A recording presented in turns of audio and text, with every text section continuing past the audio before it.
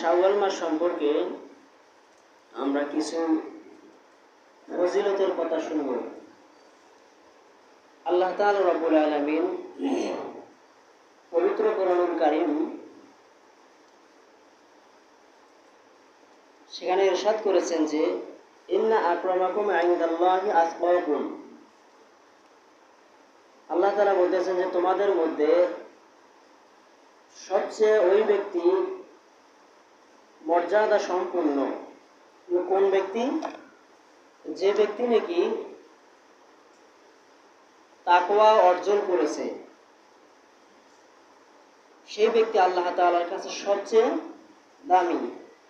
তো তাকওয়া অর্জন করা বলতে এখানে অনেক কিছু বোঝানো হয়েছে। তার মধ্যে যেমন আমরা কিছুদিন আগে সিয়াম পালন করেছিলাম লাগাতার 1 মাস। এই 1 মাস সিয়াম পালনের মাধ্যমে আমরা আল্লাহ তাআলা রব্বুল আলামিনকে বুঝিয়ে দিয়েছি যে আমরাও আপনার মুত্তাকি বান্দাদের কাতারে আছি, ঠিক কি না? এখন কথা হচ্ছে যে 1 মাস সিয়াম যে পালন করলাম, করার পরে এই শাওয়াল মাসে আল্লাহ তাআলা রব্বুল আলামিন আমাদের উপরে আবার 6টি নফল রোজা দিয়ে দিয়েছেন। তো কেন দিল? এই কারণে দিল, যখন হাসপাতাল থেকে, ক্লিনিক থেকে একটা রোগী রিলিজ হয়, যেই দিন তাকে রিলিজ করে দেওয়া হয়, বিদায় দেওয়া হয়, সেই দিন কিন্তু ডাক্তাররা তাকে কিছু ঔষধপাতি অথবা প্রেসক্রিপশনে ওষুধ লিখে দেয়, ঠিক কি না? লিখে দেয় আর ডাক্তার বলে দেয় যে এই ওষুধগুলো 15 দিন, 14 দিন অথবা 1 মাস একটা টাইম নির্ধারিত করে দেয় আর যথাসময়ে খাইতে বলে। তো খাইলে কি হবে? আপনার শরীরের ভিতরে যে সমস্যাটুকু আছে এই ডোজ কমপ্লিট করলে সমস্ত সমস্যায় সমাধান হয়ে যাবে। এই জন্যই তো ডাক্তার রিলিজ করে দেওয়ার পরেও, ক্লিনিক থেকে নাম কেটে দেওয়ার পরেও আবার প্রেসক্রিপশন দেয়, ওষুধ দেয়।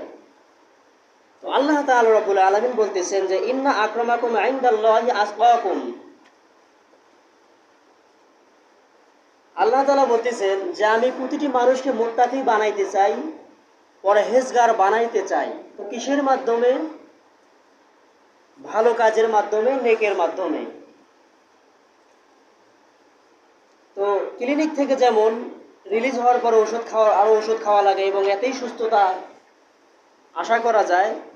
নবী করিম সাল্লাল্লাহু আলাইহি ওয়াসাল্লামের হাদিস, নবী করিম সাল্লাল্লাহু আলাইহি ওয়াসাল্লাম বলেছেন মিন সাওমা রমাদানা সুম্মা আতবাহু সিত্তা মিন শাওয়াল কানা কাসিয়ামিদ দাহরি কুল্লি। হাদিসটি আছে মুসলিম শরীফে। নবী করিম সাল্লাল্লাহু আলাইহি ওয়াসাল্লাম বলতেছেন যে আল্লাহ তাআলা রব্বুল আলামিন রমজানুল মুবারক মাসের পরে যে 6টি রোজা দিছে, এই জন্য দিছে যে 30টি রোজা পালন করলেন, এই প্রতিটি রোজা গুণন 10, 1 গুণন 10, তাহলে 30 গুণন 300, অর্থাৎ 30টি রোজা যে পালন করলো, আল্লাহ তাআলা রব্বুল আলামিন 1 বছরের মধ্যে 300 দিন রোজা রাখলে যেই সওয়াব হবে, সেই সওয়াব 30 দিন আমল করলেই আল্লাহ তাআলা আপনার আমলনামায় সেই সওয়াব দিবেন। বলেন সুবহানাল্লাহ। তাহলে 30 দিন আমরা রোজা রেখে 300 দিনের সওয়াব কামাই করছি। তো বছর ঘুরতে আরো বাকি আছে 60 থেকে 65 দিন। এটা পূরণ করবো কি দিয়ে? এইটা পূরণ করার জন্য আল্লাহ তাআলা রব্বুল আলামিন পবিত্র কোরআনুল কারীমে বলেছেন মান জাআ বিল হাসানাতি ফালাহু আশরু আমসালিহা। যে একটা মানুষ যখন একটা নেক কাজ করে, ভালো কাজ করে, তখন ওই কাজটাকে 10 গুণ বাড়িয়ে দেওয়া হয়। তাহলে সেই প্রেক্ষাপট থেকে বোঝা যাচ্ছে যে এখন যে 6টি রোজা আমরা নফল রোজা করব,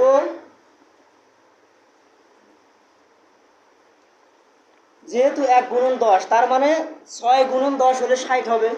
তো ওদিকে 30টা করার কারণে 300 হয়ে গেল, এদিকে আবার 6 রোজার করার কারণে 60টা রোজার সওয়াব দেওয়া হবে। তাহলে মোটে হচ্ছে এই 1 মাস 6 দিন নফল এবং ফরজ রোজা করার মধ্য দিয়ে আল্লাহ তাআলা রব্বুল আলামিন পুরো বছরের রোজার সওয়াব আমার আপনার আমলনামায় দিয়ে দিবেন। বলেন সুবহানাল্লাহ। তাহলে আমরা বুঝতে পারলাম যে এই নফল ইবাদতেরও অনেক গুরুত্ব আছে, অনেক মর্যাদা আছে, অনেক মূল্য আছে। কিয়ামতের দিন যখন হিসাব হবে, নামাজের হিসাব হবে, কোরআন তেলাওয়াতের হিসাব হবে, জীবন কিভাবে পরিচালনা করছেন সমস্ত কিছু যখন হিসাব হবে, দুই পাল্লায় যখন সমস্ত কিছু দেওয়া হবে, দেওয়ার পরে দেখা যদি যায় যে তার গুনার পাল্লাটা ভারী হয়ে গিয়েছে, ওজন বেশি হয়ে গিয়েছে, তখন আল্লাহ তাআলা ফেরেশতাদেরকে ডেকে বলবেন যে দেখো তো তার জীবনের কোনো কি নফল কাজ আছে, নফল ইবাদত আছে? তখন ফেরেশতারা বলবে যে হ্যাঁ, ওই যে আপনি বলেছেন পবিত্র কোরআনুল কারিমে সূরা হুজরাতের মধ্যে নফল রোজা করার জন্য 6টি, সেই 6টি আছে। আল্লাহ তাআলা বলবেন যে এই 6টিকে ফরজের মতো করে সওয়াব করে দিয়ে তার ডান পাশের পাল্লায় দিয়ে দাও, বলেন সুবহানাল্লাহ। এরপরেও যদি না হয় তখন আল্লাহ তাআলা বলবেন যে দেখো তো এমন কি তার জীবনের কোনো দোয়া আছে, যেই দোয়া সে করছে, প্রার্থনা করছে, আমার কাছে চাইছে কিন্তু আমি তাকে পৃথিবীতে দেই নাই, এমন কোনো কি দোয়া তার আছে? ফেরেশতারা বলবে যে হ্যাঁ আছে। কি দোয়া শোনাও আমাকে। আল্লাহ তাআলা তো জানেন, ঠিক কিনা? ইন্নাল্লাহা আলা কুল্লি শাইইন কদির, ইন্নাল্লাহা আলিমুন খবীর, তিনি সবচেয়ে ক্ষমতাদার, সমস্ত কিছু জানেন। ইন্নাল্লাহা সামিউন বাসির, সমস্ত কিছু দেখেন, সমস্ত কিছু শোনেন। তো তারপরে পুনরায় ফেরেশতাকে জিজ্ঞাসা করবে কি আছে বলো। তখন ফেরেশতা বলবে যে আল্লাহ তাআলা রব্বুল আলামিন একান্তে একদিন নামাজের যায় নামাজে বসে হাত দুটি বাড়িয়ে দিয়ে বলেছিল, রব্বুল আলামিন আমার 5টি মেয়ে, তোমার কাছে আমি একটি ছেলে সন্তান চাই। এই প্রার্থনা দীর্ঘদিন করেছে কিন্তু আপনি তাকে ছেলে সন্তান পৃথিবীতে তো দেন নাই। আল্লাহ তাআলা বলবেন যে দোয়া কিন্তু আমি তার কবুল করছি। কাকে কোন সময় কি দিলে তার জন্য মঙ্গল হবে, ভালো হবে, সেটা একমাত্র সবচেয়ে ভালো জানেন কে? জোরে বলেন আল্লাহ। 5টা মেয়ে কিন্তু একটা সন্তান চাইছিল, ছেলে সন্তান, আপনি দেন নাই। এই দোয়াটা আছে। আল্লাহ তাআলা বলবেন যে ওই যে ছেলে সন্তানটা দেই নাই, তাকে যদি একটা ছেলে সন্তান দিতাম আর ওই ছেলেটা বড় হওয়ার পর ইসলামের যত কাজ করত, ইসলামের যত উপকারে আসতো, সমস্ত সবগুলি, তাকে সন্তান দেয়নি তাতে কি হয়েছে, সমস্ত সবগুলি তার আমলনামায় দিয়ে দাও, বলেন সুবহানাল্লাহ। এইভাবে আল্লাহ তাআলা জান্নাতে দিবেন। এরপর আরেকজনকে বলবেন যে তোমারও তো গুনার পাল্লা ভারী হয়ে গিয়েছে, স্থান জাহান্নাম। আল্লাহ তাআলা বলবেন যে ফেরেশতারা দেখো তারও কি কোনো প্রার্থনা আছে, এরকম দোয়া আছে? বলে হ্যাঁ আছে। কি আছে বলো। বলবে আল্লাহ তার লাগাতার 5টা 6টা ছেলে সন্তান হয়েছে, একটি মেয়ে সন্তানের জন্য দীর্ঘ সময় ধরে তোমার কাছে প্রার্থনা করে গেছে কিন্তু তুমি দাও নাই। আল্লাহ তাআলা বলবেন যে দোয়া করেছে, কবুল করেছি, কিন্তু আমি ইচ্ছা করি নাই, দেই নাই। তো ঠিক আছে, যেহেতু দেই নাই, আজকে ওই মনের আশা যে পৃথিবীতে করেছিল, ওই মনের নেক আশা তার আমি সওয়াবের বিনিময় দিয়ে তার মনের নেক বৈধ আশাগুলো পূরণ করে দিয়ে তাকে জান্নাত দিয়ে দিলাম, বলেন সুবহানাল্লাহ। তাহলে এখান থেকে আমরা বুঝতে পারতেছি, আমরা যখন দোয়া করি অথবা যে কোনো ইবাদত বন্দেগী করি, নিঃসন্দেহে কবুল করে নেন আল্লাহ তাআলা। জোরে বলেন ঠিক কি না? হয়তো নগদে পাই, অথবা পরে পাবো, অথবা কিয়ামতের দিন পাবো, ঠিক কি না? এমনও তো আছে ইতিহাসে যে সন্তান নাই নাই নাই নাই, আল্লাহ তাআলার কাছে একান্ত কান্না করতে করতে, দান সদকা করতে করতে, টাকা দিতে দিতে আল্লাহ তাআলার যখন আর সহ্য হয় না, তখন আল্লাহ তাআলা বলে যে হে বান্দা, কোনো বাবার কাছে, খাজার কাছে, মাজারের কাছে সন্তান চাইলি না, কোনো জ্ঞানী পণ্ডিত, বিজ্ঞান, ডাক্তার, কোথাও গিয়ে সন্তান চাইলি না, আমার কাছে দীর্ঘ সময় ধরে সন্তান শুধু চেয়েই যাচ্ছ। যাও, তোমাকে আমি একসঙ্গে ছেলেও দিলাম, মেয়েও দিলাম। সুবহানাল্লাহ। দেন কি দেন না আল্লাহ তাআলা? জোরে বলেন। আল্লাহ তাআলা কিন্তু এই ক্ষমতাধর, তিনি দেন। তো এই জন্য আল্লাহ তাআলা রব্বুল আলামিন আমাদের পুরো বছরটাই যেন নেক আমলের মধ্য দিয়ে কাটিয়ে যায়, সেজন্য আল্লাহ তাআলা রব্বুল আলামিন এই শাওয়াল মাসে আমাদেরকে 6টি নফল রোজা দিয়েছে। এখন এই নফল রোজাগুলি আমরা কিভাবে পালন করব? এই নফল রোজা যদি আমরা কেউ চাই যে লাগাতার পালন করব, অর্থাৎ শুরু করব একের পর এক 6টা রোজাই করব, তাহলে তাও হবে। আর যদি কেউ এরকম মনে করি যে কাজ কামের চাপ বেশি, 1 মাসের মধ্যেই করে নেব, মাঝে মধ্যে সপ্তাহে 1টা 2টা এইভাবে করে নেব 6টা, তাও আল্লাহ তাআলা রাব্বুল আলামিন কবুল করে নেবেন। কারণ ইসলাম হচ্ছে সহজ, ইসলাম কখনো আপনাকে চাপ দেবে না, ইসলাম কখনো হার্ড নয়। বিশ্বনবী সাল্লাল্লাহু আলাইহি ওয়াসাল্লামের কাছে এক ব্যক্তি আসলেন, আসি বললেন, হুজুর, পৃথিবীর এমন কোনো অপকর্ম নাই যে অপকর্মের মধ্যে আমি লিপ্ত হই না, তবে আমি বাঁচতে চাই। নবীজি বললেন, বাঁচতে চাও তাহলে অপকর্ম ছেড়ে দাও। এতগুলো অপকর্ম তো আমি একেবারে ছাড়তে পারবো না, ছাড়বো মাত্র একটা। নবীজি বললেন, তোমার অপকর্মের লিস্টটা আমাকে দিয়ে দাও। সে বলতে শুরু করলো অপকর্ম, মদ খাওয়া থেকে শুরু করে, মিথ্যা কথা বলা থেকে শুরু করে, মেইলি ফ্যাংশন থেকে শুরু করে, এমন কোনো অপকর্ম নাই যে তার মধ্যে নাই, সমস্ত কিছু বললো। নবীজি শোনার পরে বললেন, তুমি ছাড়বা কয়টা? বলো, হুজুর, মাত্র একটা ছাড়বো। নবীজি বললেন যে ঠিক আছে, তুমি মিথ্যা কথা বলা ছেড়ে দাও। নবীজি কয়টা বললেন? জোরে বলেন। মাত্র একটা। কিন্তু আজকে আমরা হুজুররা এমন চাপ দেই, এক লোক মসজিদে আসেই না, যদি আসতে শুরু করছে বলি ফরজ পড়ো, সুন্নত পড়ো, নফল পড়ো, আউবিন পড়ো, ইশরাক পড়ো, চাষ পড়ো, করতেই থাকো। ও লোকের মেজাজ খারাপ হয়, আকাশ মসজিদে যাবো না, 2 রাকাত ফরজ নামাজ পড়ি জমি যাবো। ইসলাম তো এইভাবে চাপ দেয়নি, আপনি কেন তাকে চাপ দেন? আস্তে আস্তে তাকে নিয়ে আসতে হবে। তো নবীজি বললেন যে তুমি শুধু মিথ্যা কথা বলে ছেড়ে দাও। এখন এ লোক বাড়িতে গেছে, রাত্রিবেলায় মদ পান করবে, বোতল থেকে গ্লাসে ঢালছে, মদ খাবে। এমন তো অবস্থায় চিন্তা করতেছে যে পুরো মদিনা শহরে আইন পাশ হয়ে গিয়েছে যে মদ পান করবে তাকে 40টা বেতের আঘাত মারতে হবে। এখন আমি যে মদ পান করবো, আমাকে যদি পরের দিন হাকিম জিজ্ঞাসা করে যে তুমি কি মদ পান করেছো, আমি তো নবীজিকে ওয়াদা দিয়ে এসেছি মিথ্যা কথা বলবো না। তো যদি বলি যে হ্যাঁ মদ পান করছি, তাহলে আমার কপালে চাবুকের 40 বাড়ি জীবন থাকবে না। আর যদি মদ খায়াও বলি, মদ পান করেও বলি করিনি, তাহলে তো মিথ্যা কথা হলো। কাজেই এই মদ আমি খাবো না, মিথ্যা কথা যেহেতু বলবো না, মদ খাবো না। মদের গ্লাস হাত থেকে ফেলে দিলেন এবং সমস্ত মদের বোতল খুলে আশ্রে আশ্রে ভেঙে চুরমার করে দিলেন, মদ খাওয়া থেকে বিরত হয়ে আসলেন। তাহলে নবীজি একটা কাজ শুধু তাকে করতে বললেন, মিথ্যা কথা থেকে বিরত থাকতে। এর জন্য সে একটা অটোমেটিক নিজে থেকেই বাদ দিল কি দিল না? জোরে বলেন। দিয়ে দিল। এরপরে মসজিদে এক বাহির থেকে লোক আসছে, এক মুসাফির আসছে।